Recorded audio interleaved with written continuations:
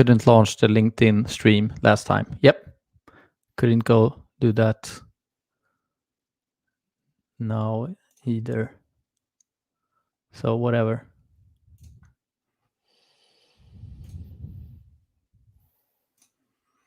And we're live, I think.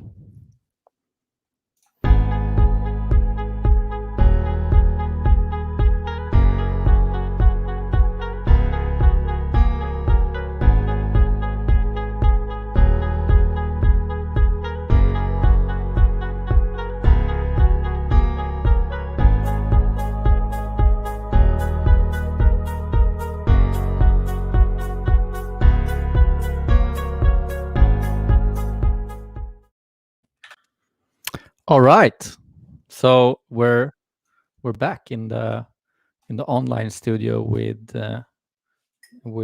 Joel Marsh from Peakerton, and this is going to be a casual conversation about UX for startups. If you don't know who Joel are, then Joel is a old friend of mine, UX expert. I come to him for anything design related to basically get all the get my weird thoughts into actual thoughts, and a little shout out for his book UX for Beginners. So author, thinker, entrepreneur, consultant, welcome to the stream. Thank you very much. And I like when you come to me with all your thoughts that need to become thoughts. the weird thoughts that need to become thoughts. Yeah. Weird thoughts, yeah. Oh, that's good. I always enjoy talking to you. I feel like I'm getting like new brain cells for each and every conversation we have. Me too. I think, yeah. It's always good to talk about potential futures. Yeah. So what I wanted to, so we just, for those who don't know, we just did a workshop with the Software 6 members and our partners. And I came out of those sessions with a couple of questions and thoughts that I wanted to discuss with you. So instead of doing it in private, we might as well stream it. So this is sort of the format that I prefer doing going forward, because every time I end up with an exciting conversation with someone I respect and trust that has tremendous experience, I end up thinking like, damn, that should have been broadcasted. So now I'm going to like broadcast everything I do, almost, or at least the conversations that comes after the workshop sessions, because then you can't, I have you in my grip after the workshop, and then I can extend the conversation further. So thank you so much, Joel, for joining. Oh, my pleasure. And I agree. This is this is my preferred format to talk about stuff, to actually talk. And we have coffee now, so the energy level will be high. Yeah, for sure. I have fruit as well. No, I don't know what that does for your energy level, but fruit, sugar, yeah.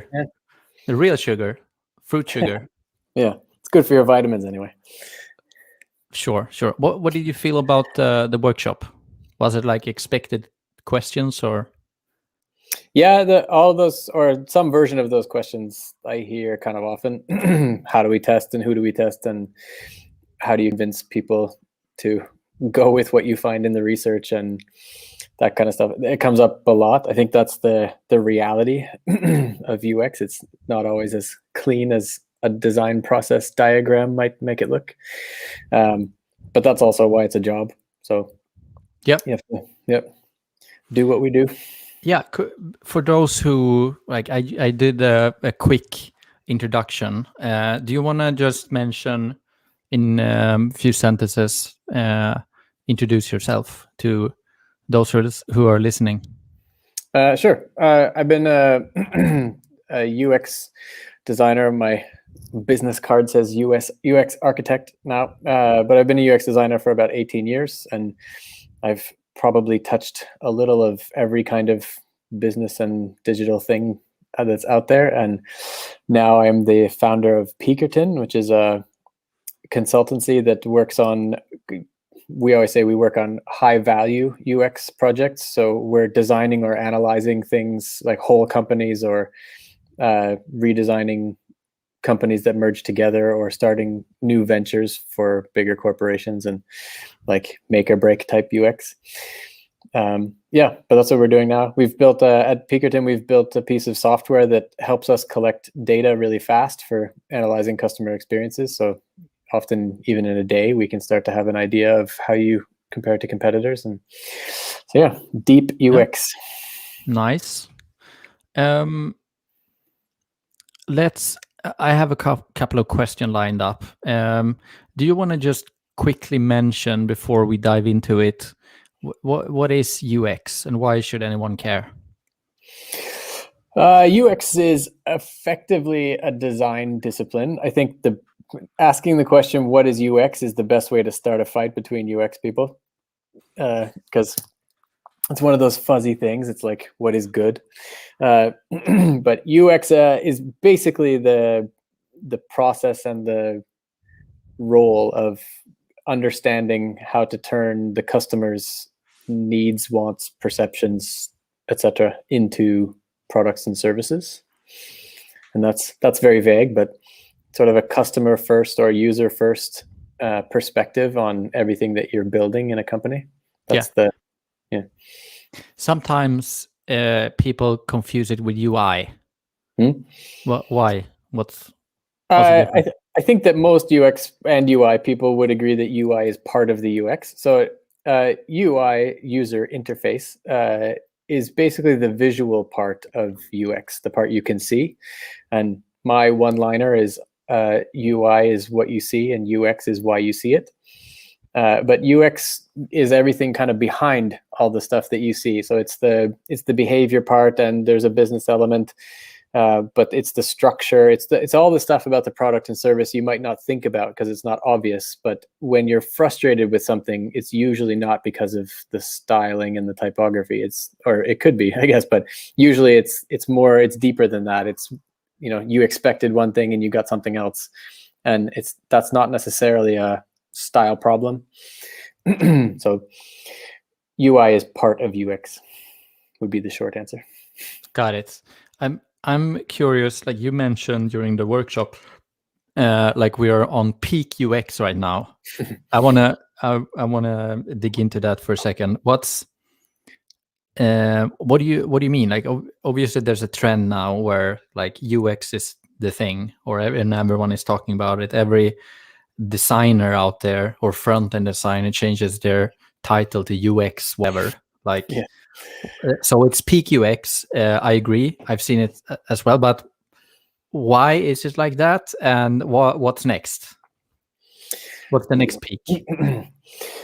Well, UX has been coming in for a really long time, and I think depending on the age of who you ask, people might say it started at different points. Like the old school internet, like Silicon Valley types in sort of the Steve Jobs generation might say that UX started with human factors or ergonomics or something back in 70s, 80s, 90s. Like the thought of researching or understanding the person using it as a way to design things has been around for a really long time.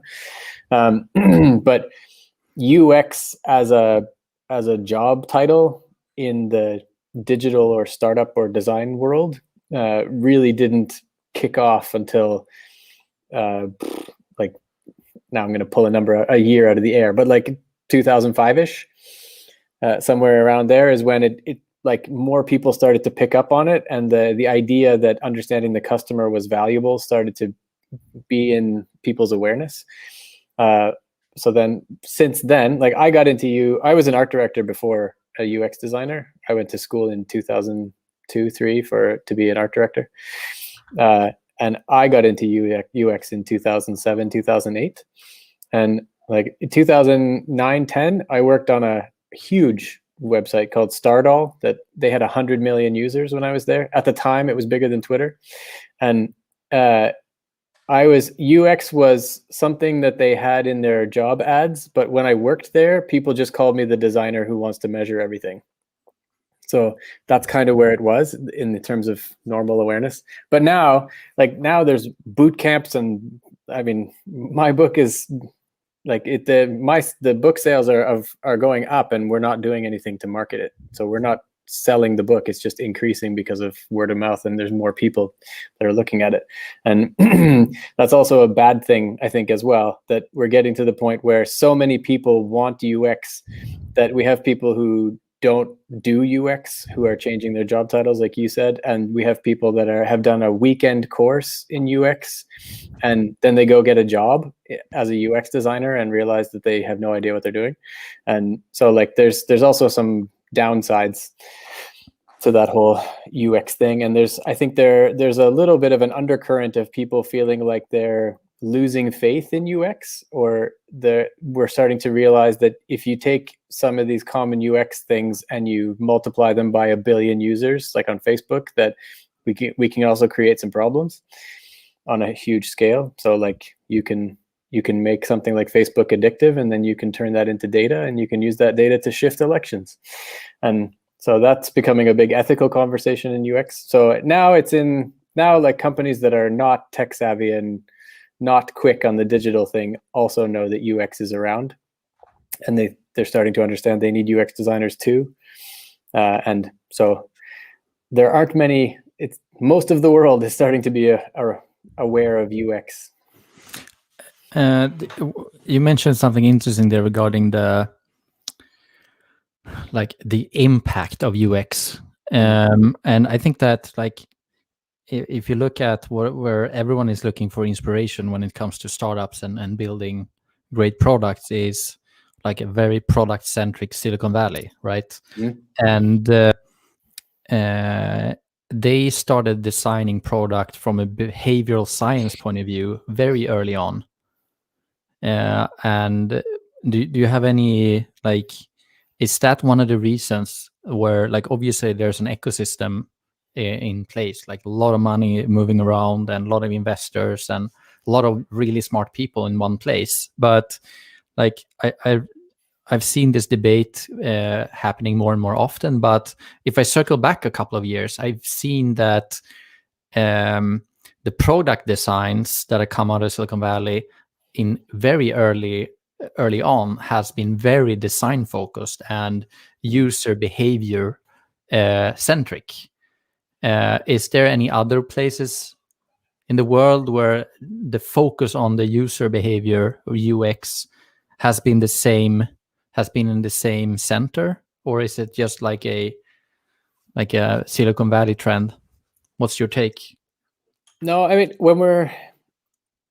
this is something that comes, like when I'm talking to new customers or something of my own, often I'll get a question of something like, if they're a fintech company, have I done a fintech product before?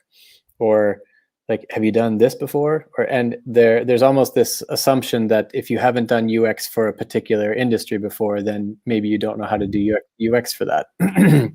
And it's not really the way UX works, as long as you have a bit of experience, because it's always people that are using things. Like, users aren't sometimes people and sometimes dogs and sometimes robots, and like, so the red thread that ends up happening to you over a career in UX is all human behavior.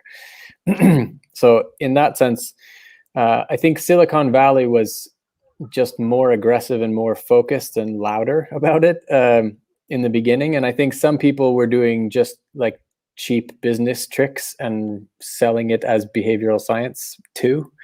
But there is real behavior, like there is real psychology in it. And the more you understand about behavior and psychology, the more you can predict what features are going to work. But that's not a digital thing or a UX thing. Like, industrial designers that make physical products work on the same principles. Like, this process, architects definitely include the same. There's a whole psychology side to architecture and how you perceive space and light and all that. So they use very similar principles over there. It's just that in the digital world, we can change things and experiment so much faster And when something works, it travels really fast. Like everybody finds out if there's a cool growth hack on LinkedIn or something, then within the next 6 months, you're going to see it on a million other products. So things evolve really fast. So all of those things are mixed together, but human behavior will never, or will always be a part of UX. Yeah. So one of the questions that I wanted to ask you is, like, we also covered on the like MVPing, minimum viable product, and like getting your product out there ASAP in order to get feedback and know how to iterate and actually know if you're providing value for anyone. And so what I wanted to ask is, like, when you're doing the MVPs, like, one of the easiest ways now is to ship products without even having to write a single line of code, which is the whole sort of the no code wave. And one of the things I was thinking about when we're looking at, like, okay, what kind of no code stack could we set up now to sort of start serving more founders online? And I started thinking about the no code stack and compared it to the traditional ways of building products. And one of the things that you mentioned, talked about, is a lot about measuring and doing research in order to get feedback if you're doing the right thing. But when you're launching MVPs, you don't necessarily have all the sort of the signals in place in order to know if you're actually providing value, or even knowing, like, you're so far away from things because you duct tape something together real fast. Like, what's your take on that, and how can you really measure if you're providing good value early on? Yeah, there's a few good questions in there. So yeah, on mature products and services, I think what you're implying there is that you often have enough users that you can get data, like you can know if it's working and how it's working, and you have a bit more confidence that way. And with startups, when at the beginning, I mean, sometimes you're literally talking about 5 or 10 users who just tried it out, and you're trying to make sense of whether you should go forward with your company or not based on these 5 opinions. So I'm trying to decide which question to do first. So I think that first of all, we should clarify that I don't think you have to launch your MVP. I think that an MVP's only purpose in the universe can be trying. And I think in that context, if we don't say that you have to launch, then I think you can get pretty quick and dirty with products and services just to kind of like poke it and see what happens. And I think like 95% of people that I've worked with are not comfortable with how fast and how dirty it should be. Like, it should feel rough, and you should be doing things for real, but in a cheap, simple way. So like with Peakerton, I mean, Peakerton does due diligence for investors. So we analyze companies that investors might want to buy for quite a lot of money. And the very first pilot report or pilot analysis that we did for an investor, we did it for free, and they just kind of like let us tag along. And it was completely manual. It was like we were working beside McKinsey and Bain and like super giant consultancies, and the whole thing was manual and slow, and the process was pretty ugly. The results were good, the insights were good. So like what we were actually delivering had a lot of value, but how we got there was very MVP. And but that worked a lot because it let us try it out, and like the end result was a PDF. So we're not talking about any kind of rocket science stuff here. Definitely no code. But it let us get feedback from them. It let us see kind of like how this process looks in real life, and then we were able to refine. And the next pilot project we did was a radical leap forward because we knew so much more. And it didn't take long before we were getting paid for that work, and we started building software to do it. Actually, the first software we did was built in Coda, so which is a no-code tool. So I launched this company with a no-code solution up at first, but then we grew out of that in like 2 months. So then we hired a developer and started doing proper software development. And what do you mean? What do you mean with growing out of that?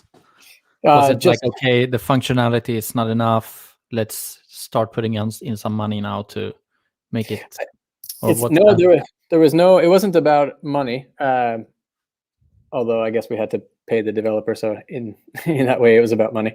But the growth part was more that that's what I mean. That like you need to learn as fast as you can, and we were learning so fast that 2 months after we built it in Coda, we knew all the limitations of Coda, and there's only so much you can do in that tool. And eventually, the time it takes to like make it work in a tool like that, like it was just too custom what we needed to do. So we started building something else.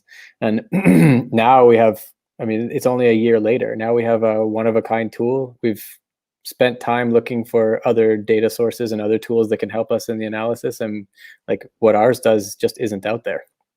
So that was a year, but there's no way we could have done that without some cheap pilot projects and like testing and trying and see how it feels and all that. But the whole time, it's really like you're sitting on a rocket and just trying to figure out what to do next. So, but I think there's lots of stuff where a no-code tool can kind of fill a gap before you want to commit to development. It's also much cheaper, so you can also use it to find out where your assumptions were wrong, or we really do need more than this, or maybe you build it in no code and it does the trick. So then your product's finished and rock and roll.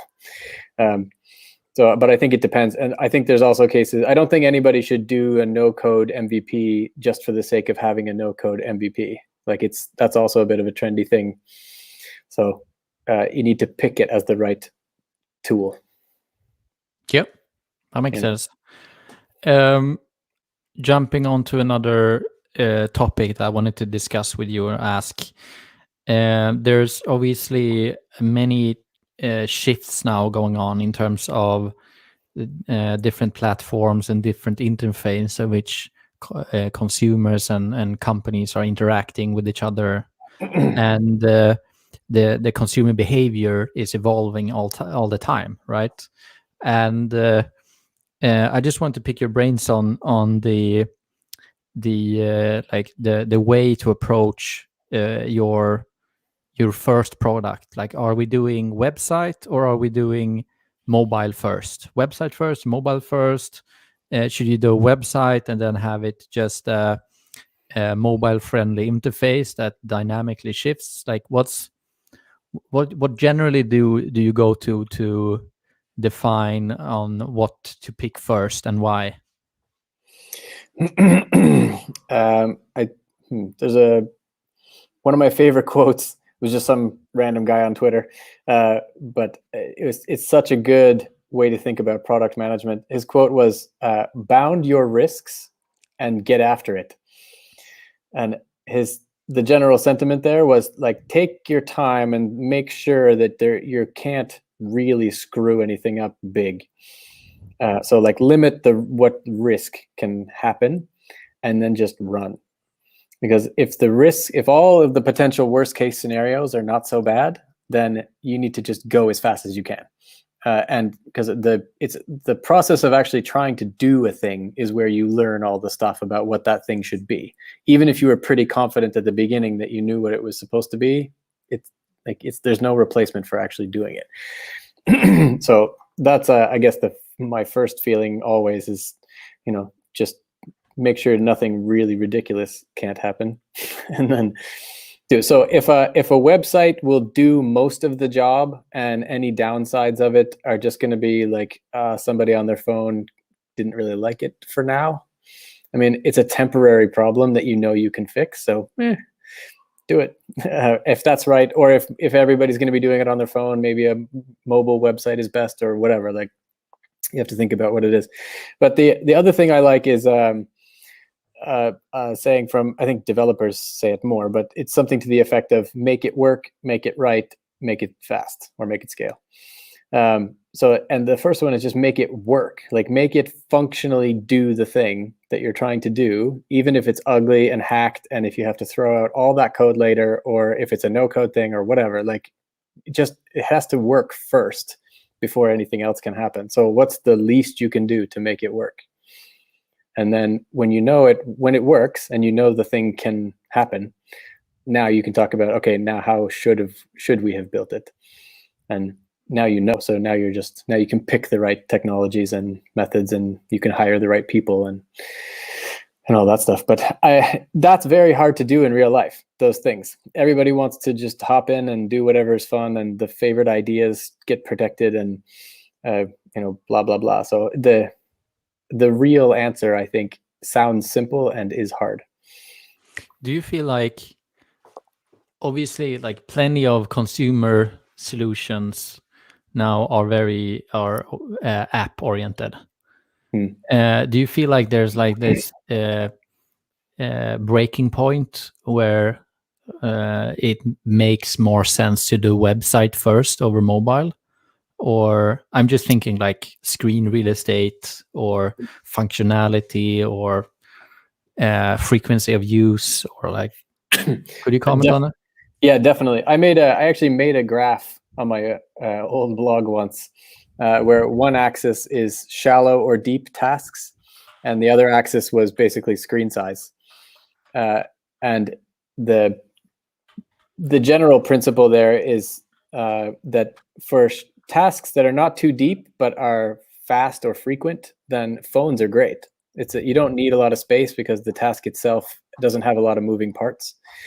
But for things that are kind of a complicated task, like email automation or this whatever, that was just first off the top of my head, but like it might be totally doable on a phone, but it's just a lot more comfortable on a bigger screen because you can you get more to work with. And there are tasks that are too deep, like spreadsheets are terrible on a phone. And a really big spreadsheet is a good example of like a deep task where there's just a lot. And you want the screen real estate because it just makes the task work better. And then there's a whole spectrum of stuff. And there might be things that you would do, like using Google Drive on your phone might be fine, but getting into a spreadsheet and working with it on your phone might be terrible. So there might be parts of the product that are great on the phone, and then you can simplify it down and make them phone version or the app version, or make it just support just enough on the phone. And yeah, so I mean, dating is complicated, but Tinder is easy. Yeah. It's actually a good example. And the other part of my question was related to, like, voice is getting more and more attention, and I see myself talking to Alexa more than turning on the lights at home, or asking Alexa for what's the temperature outside, rather than looking at my watch or my phone. Like, what do you see there in terms of user experience? Like, what will be the new interfaces in which you need to take into consideration? For example, now it's a lot website versus mobile, but what's the next interface? In some ways, I think it's kind of the wrong question. I think that we're going to get more types of interfaces. It's not really like a sequence where I don't think visual interfaces are going to go away because we have voice.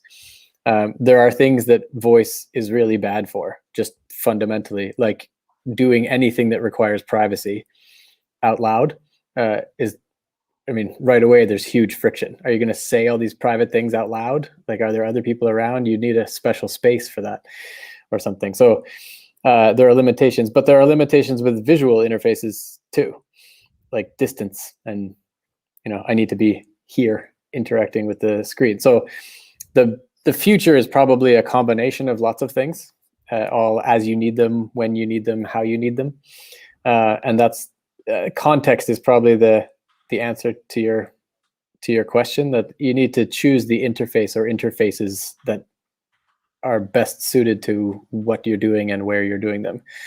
Like the things, it's not a surprise that Alexa and Google Home are the first things that we're using them for are entertainment and stuff related to the physical house, because that's like you're in the space, so you're kind of talking to the space in that sense. You're not like, what interface would you need for the light bulb? You don't need another UI for the light bulb. The light bulb's right there. So what you want to do is talk to it and say turn on, or hit a button like a light switch, which is a UI from 100 years ago. And it's just a distance thing. But like if you want to coordinate lots of things in your house, now a UI that you have to touch or see becomes complicated because it's so many things to coordinate. It would be nicer if you could just set it up on Alexa and say evening mode or whatever, and your things turn on or lights go down, or so it depends on what you need. I think voice is interesting though. What's the most interesting thing with voice in your opinion? Voice is like people are very visual. Like there's a lot of your brain dedicated to handling visual stuff. And so it's like when you have a phone call while you're driving, that if you had to look at that phone call, now you're going to crash. But if you just want to talk to the person while you're driving, like you can separate those two things so that your physical visual stuff is working on the car and the voice part of your brain is having the phone call. And might be a little distracting, but it's a lot easier to do it. So it's that I think it just like activates more. It uses more of what we are. Yeah. So more on an intuitive level, like this makes sense. Yeah. Yeah. What would be the first business applications? It feels like it's a very premature time now with voice. It's like very much consumer driven. Like you're like at best ordering food online via voice. But when is it actually going to be used in a more complex sense for business purposes or such? I think that we're probably going to see like the problem with voice, or at least my problem with voice right now, is that it's really stupid. That like if you want to ask any question worth asking, it fails. So I think that we're going to see voice and AI develop together. Because if you think about the Star Trek scenario where you just talk to the ship and the ship understands all of your subtle meanings, and when you say it knows what it means, and you can ask complicated questions that have to be calculated and produced in the background, and then it gives you the answer. Like that kind of question, I think, would be where you can just like ask the internet all the stuff that you would type into Google now, and Google produces you a bunch of relevant websites, and then you go just read the answer. It takes out everything in the middle, so that if you could just ask the computer, who's the leader in this industry, which is a complicated question, if it can come back with a sophisticated answer, now I want to talk to my computer more. Yeah. But right now, I mean, half the time if you try to order or like ask Siri something pretty stupid, it's wrong, or it just doesn't compute. Yeah, I agree. And installed some new Philips Hue light bulbs yesterday at home in the ceiling, and Alexa just couldn't understand what I was saying, what I was asking. I was saying, turn on the lights in the ceiling. It's like, sorry, I don't understand what you mean. Yeah. So it's clearly... I mean, at what point does the light switch become the better option there? So, I mean, if you spend more than 5 seconds trying to turn on a light bulb, you probably just should have hit the switch. Agreed. But if you're carrying a baby Yeah. or doing 5 other things, then the value of voice goes up. Or yeah, I agree. I mean, if you imagine a future where everything that's here now has gone a few steps further, and Alexa is just with you all the time, and you say, Alexa, bring the car around, and the car itself is driving itself, and it comes around, then it's sort of just like full service life. Yeah. That's what you'd like, and people are convenience and laziness driven often. So like all those things, and then ideally you'd be able to focus on what you're doing and then just shoot off commands and Alexa could take care of other things. But like the personal assistant for all things, is kind of what we Yeah. want it to be. Yeah, for sure. So to sum up, I think there are some limitations there, and you think AI is gonna be an unlocking function there. Yeah, most likely. Moving forward, I would like to talk a little bit about. Do you have a couple more minutes, by the way? Yeah, I'm blocked out my afternoon just for you. Awesome, love it, really appreciate it. So what I wanted to ask, like in early stage companies, you have a bunch of people doing a bunch of different things, but someone needs to slap on a title on something, so people have a little bit better idea internally what who's responsible for what, and externally people know who they should talk to about what, right? But when you're very early, everyone does everything basically. So I wanted to just get your thoughts a little bit on like the chief product officer CPO role versus the design, the UX role, and like how do you see that that process and that cycle from figuring out what to build to shipping, and where do we draw the line between product owner, chief product officer, the design, and so on, and yeah, that's what I wanted to dig in on. Yeah. I mean, what you're saying about working at startups is definitely true. I think it's the reason why everybody should try to work at a startup at least once. But it's also the reason why most people are not prepared to work at a startup and might go back to working at a big company afterwards. It's all the responsibility, good and bad. But yeah, so then it's the difference if we're talking about product manager or chief product officer, or I mean, so there's a bit of a like a scale difference between these things. So the chief product officer, I guess, to be vague, like they're managing everything you are building and should build, but not in terms of the details of building it. It's more strategic. Like, what's the point? Are we going in the right direction? Are we building the right things first?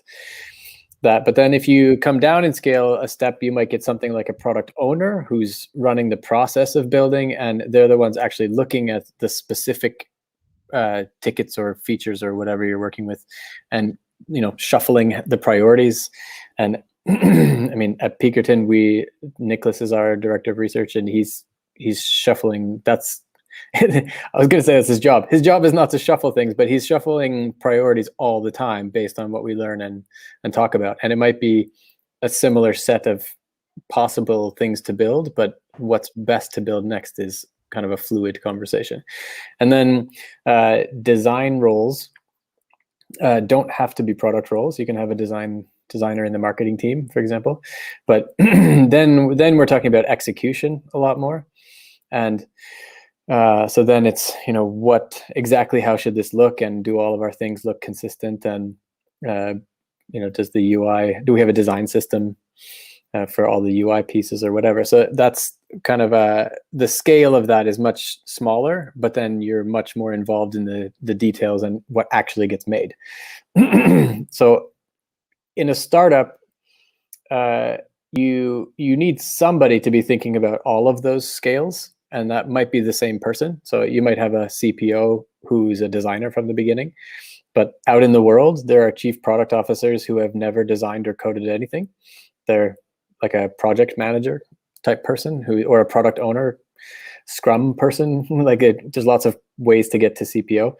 And actually recently was the first time at a customer, I was introduced as a product person and designer. And I had never thought of those as being so separate that you would put an and between them. And and the person's reaction was, oh, that's a great combination. And they were like enterprise people. So in their world, the companies are big enough that there's enough jobs for people to specialize deeper than that. And to me, product and design are the same thing. So yeah, it's more at a startup, it's more to make sure that you have a plan or a strategy, product manager level, and then what you're building matches the plan. and otherwise everything's just a job title. In my experience, there are certain scenarios where like the sprint planning becomes a debate. And certain scenarios as meaning every single scenario.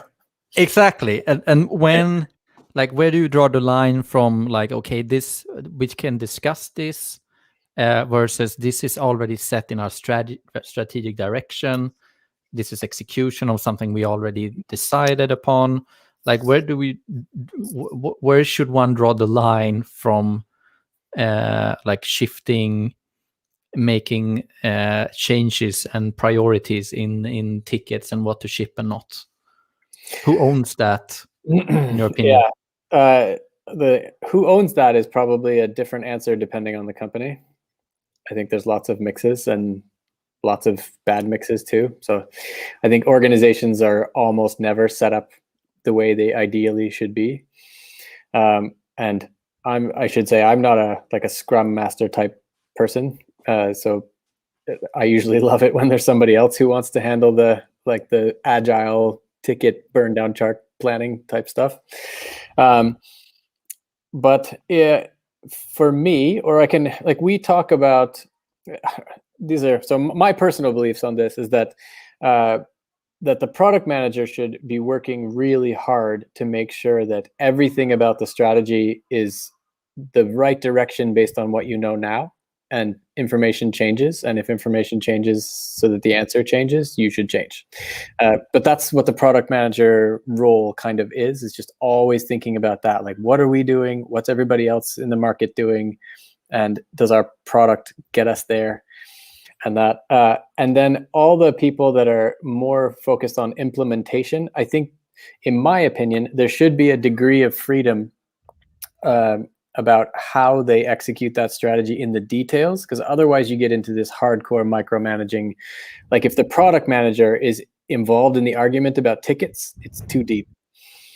You're trying to pull too many things into one conversation, and then, you know, like, it's just a mess. But like at Peakerton, this is something we talk about and think about a lot, because we're often responsible for guiding other people's product management and implementation. And our process is extremely simple on purpose. So we talk maybe every day about what we think we might be in 5 years. And and that shifts back and forth a little based on what we've learned and what we see as opportunities. And sometimes we'll suddenly understand something about the problem we're solving that shifts our priorities. So we're talking about that a lot. But then when Nicholas is working with the developers to prioritize specific features or tasks, that's not really I'm not part of that conversation. And or not really. So I'm there at the demos, and I'm there if there's questions. And sometimes I test, or like I use the tool when we're doing our software, when we're doing work. And sometimes by using it, I have suggestions or things that I like, stuff like that. But there's a bit of separation between product management and product development, even with our small team. What that makes sense. What so here's another like segue. That's a good segue to the next topic, which I like to dig into. Like when you're doing research, trying to understand what to build and why. Like everyone is trying to be data driven today. But going back also to my earlier point regarding MVPs, where you might not have the infrastructure to get the signals that you want to measure things. Like where do you draw the line from being data driven to following your gut? Because like there must be a universe where both of those aspects make sense. You can't be all numbers, right?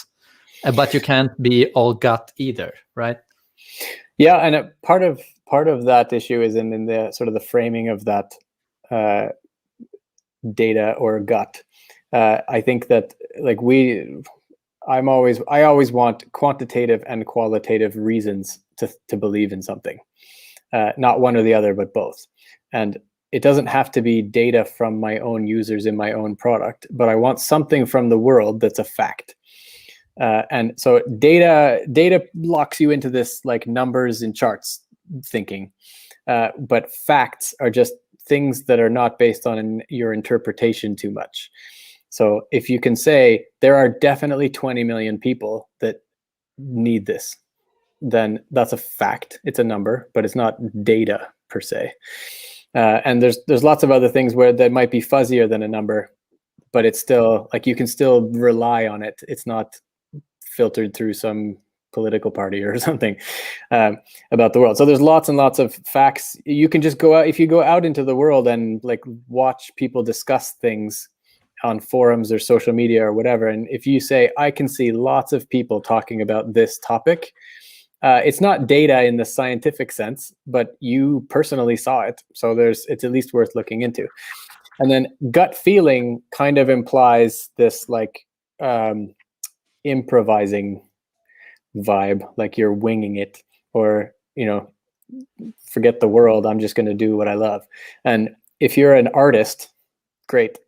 But if you want to sell things or make a business, then gut feeling is super dangerous. You need some reason. And so but that's the qualitative part. If you can, if you can easily see a lot of feelings or like just sentiment, or you can see things moving in a direction or whatever, like it's not a hard fact.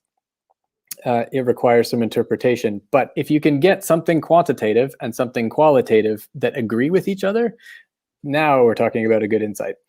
And like we're always, every time when we're doing analysis, we always want at least 3 reasons to believe something before we would recommend it, because somebody might go spend $500 million based on that recommendation.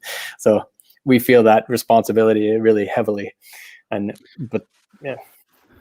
Could you like, obviously that's a large scale type of, or like a big movement, but what about when you're an early stage company and your whole hypothesis around the existence of your company is based on like domain expertise? You understand that this should be like you're unlocking an extremely important problem, but you don't have like either quantitative or qualitative data to back that up. Like where do you start, or do you need to do that research, or like what's the like, because then your experience becomes your data or your gut feeling? Or does that make sense?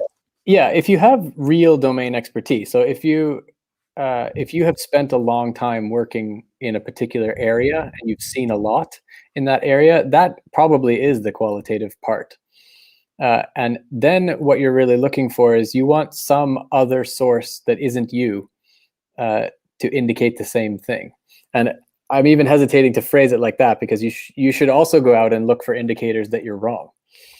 So you don't want to, it's really easy to find somebody somewhere who agrees with whatever you're like in anything you want to do. But you also want to make sure that there aren't 100 other people disagreeing where you can't see them because you don't follow them on Twitter or whatever. But like those core hypotheses, if you have domain expertise and you have a really strong feeling that there's a big opportunity here, it's probably not just like, you've probably seen lots of people needing it, or you've probably seen companies failing to solve it, or whatever. And then it's not the problem that's the problem, it's the how do you solve that problem and sell the solution. Yeah, then it's just prove it. Yeah, I find it interesting, like when we started Software 6 back in 2013, like I like to make this example in terms of like when like you're working against the tide, or being like, it feels like you're not on the right path at all. There are like, for every time someone said, okay, this makes sense, I had like 50 different, this is crazy. No one needs a hub. No one needs a co-working space for startups, or a meeting space. Why? Like, doesn't make any sense. That was 2012. A lot of that type of feedback. I didn't have any statistical data or research to back me up on that. I just had a lot of companies around me that I know had a lot of value of being close to each other. then the issue for me was more, how do I communicate that to people who don't know me or doesn't understand what I'm trying to solve? Because I don't have any, like, I can't give them a PDF of survey research for X hundred companies, because I'm also, if I would ask them, they would probably say something like, yeah, that might be nice and fun, but I don't know, whatever, because you're offering, they will say they need a faster horse, not a car, right?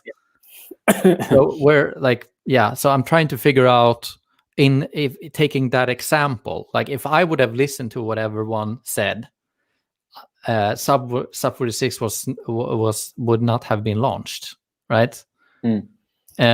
Where, like, then the research would have been to just easier, quicker convince stakeholders, potential stakeholders, partners, that this is the right path. But maybe that's the same thing. I think the idea that consensus, how can I say this? It's really common for people to want consensus on something before they move. And it's so dangerous. It kills so many things that should be done. And there are types of things that don't get consensus, just types of ideas.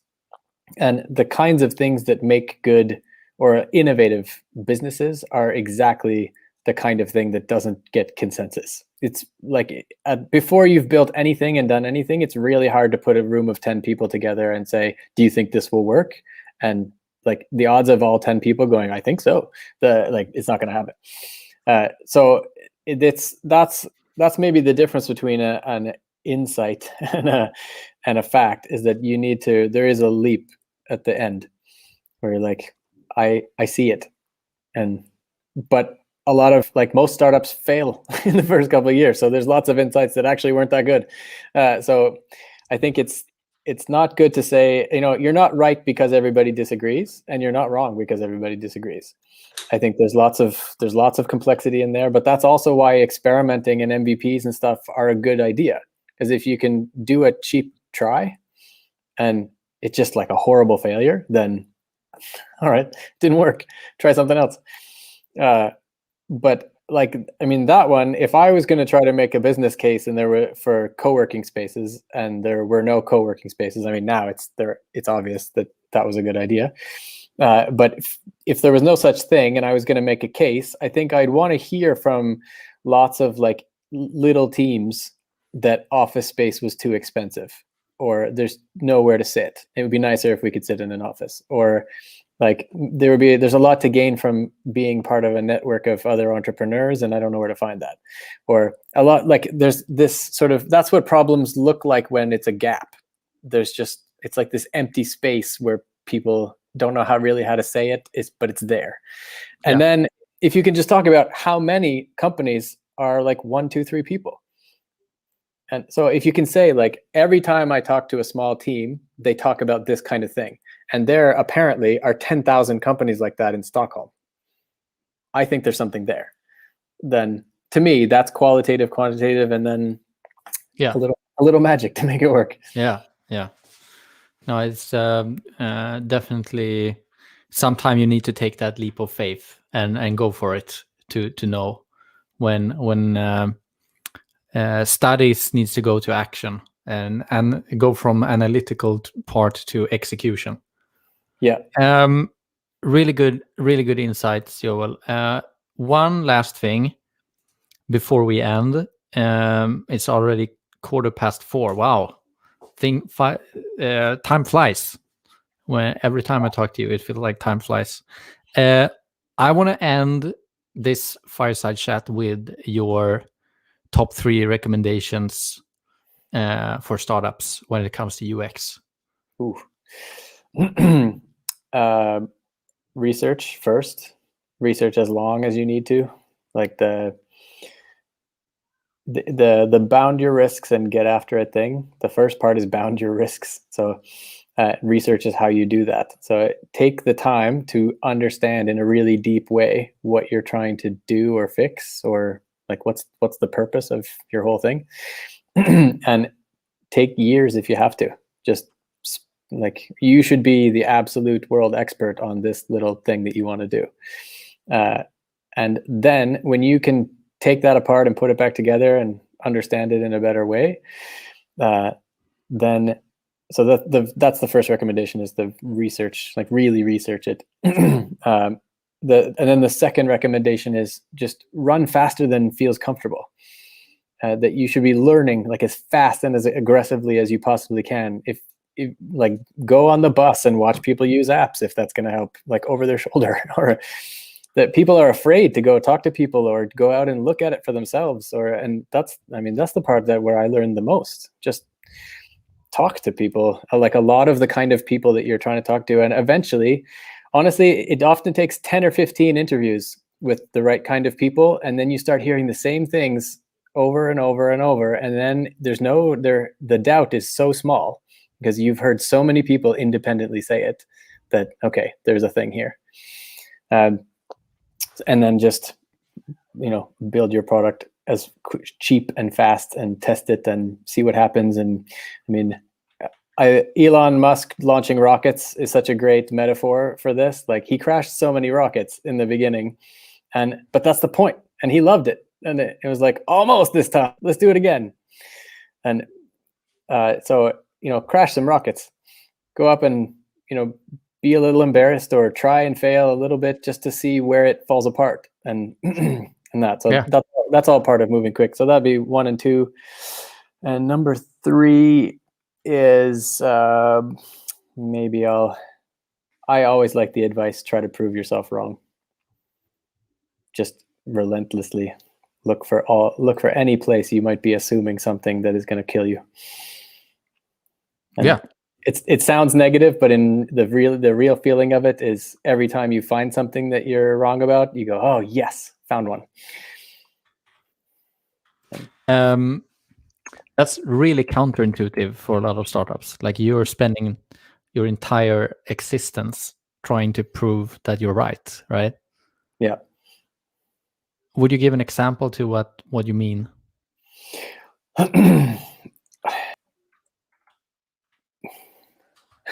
There's so many, I can't pick one. It's like anything you think you see from people, try to find counter examples. It's like literally everything. Just if you believe something, make it work. Like, just beat that belief until it has to be true. Yeah. Or find the part that isn't true, and so you can say, okay, this part is true, this part I don't think we should rely on that. And the best way to do that is to actually try something, like make a test, because a lot of the time a belief is very fuzzy. It's hard to say whether it's true or false or a little bit true, so build something, ask people, whatever, like have an agenda when you go out when you're working, to try to find the little weak spots. Awesome. Research, run fast, look for where you're wrong. If you do that, those 3, most other stuff will work. Yeah. Awesome. Really good insights. Joel, always a pleasure talking to you. Likewise. Let's catch up soon. Hopefully, post-pandemic, we can also go for dinner or something. Agreed. Have a great evening, and thanks for a nice afternoon. You too. Thanks a lot for having me. My pleasure. And for those 1 or 2 people watching the stream, thanks for tuning in. Have a good evening. There are millions of people watching this stream. Trust me. Of course. Yeah. Take care, man. See you. All right. See you later. Bye. Bye. Thanks.